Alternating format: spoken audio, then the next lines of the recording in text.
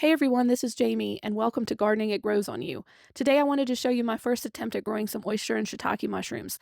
I will walk you through what I use and what I did along the way. I had a friend offer me some mushroom starter blocks. He kept them in the fridge and gave them to me to see what luck I would have. After examining the sawdust blocks that had the mycelium in them, my first thought was, what do I want to grow them in? He had given me a partial bag of golden oyster, a full block of white oyster, and some of the shiitake mushroom.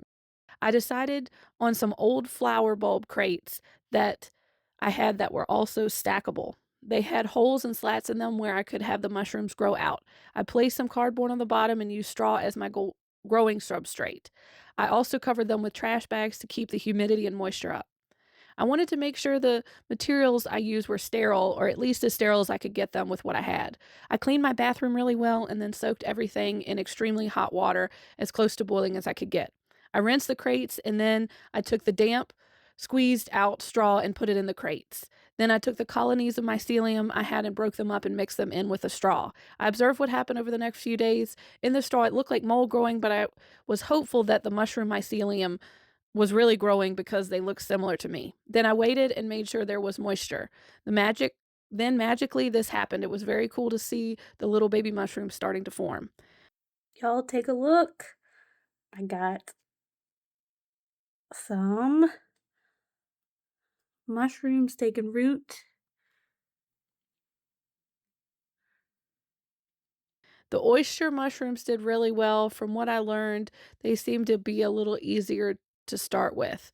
I did not have much luck with the shiitake, but I also did not go out of my way to do anything extra special for them. I also think the age and the fact that the bag was open was another reason for the lack of success. Here are some of the mushrooms I harvested and cooked. They were very tasty with a little bit of olive oil and garlic.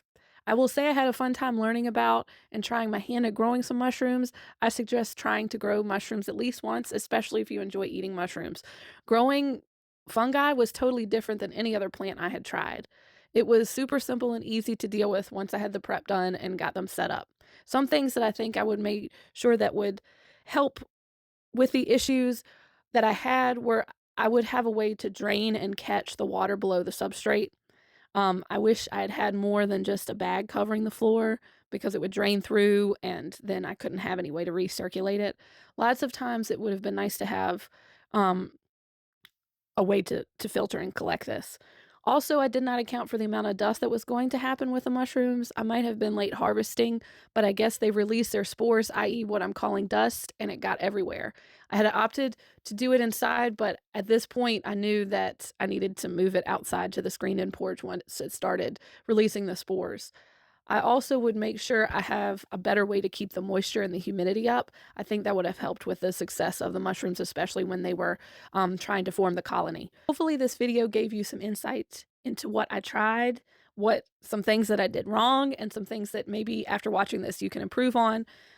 Hopefully, you are interested in trying growing out mushrooms yourself. Let me know in the comments what you're thinking about growing, what kind, all of that, maybe what you're thinking about using.